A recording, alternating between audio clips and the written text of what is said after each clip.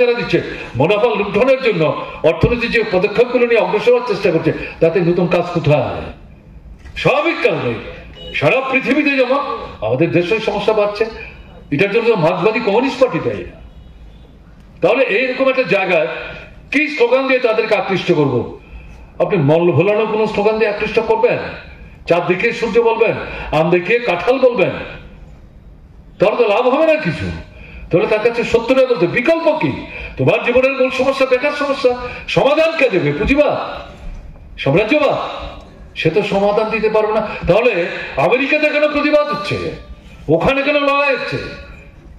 হাজার হাজার মানুষ কেন মাঠে নামছে? বাইডেন কেন হারলো? ট্রাম্প কেন জিতলো? ট্রাম্পকে হারিয়ে কেন বাইডেনকে জেতালো? এই প্রশ্নগুলো তো আমরাই করতে পারি, আমরা করছি না কেন? কাজে এই জায়গায় আমাদের যুব শক্তির কাছে, শোষিত বঞ্চিত নির্যাতিত মানুষের কাছে এর থেকে মুক্তির পথ সমাজতন্ত্র ছাড়া নাই, বিকল্প নাই। এটা আমাদের বুঝিয়ে বলতে হবে। এবং সমাজতন্ত্রের যে ধারণা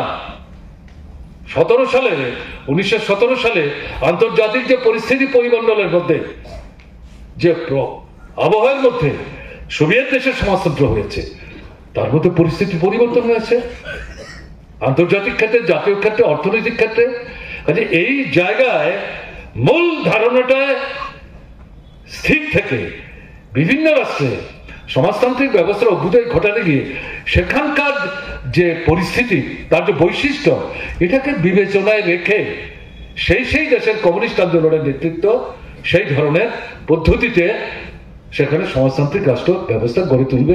এই যে বিষয়, ভয় পেয়ে দেওয়া না।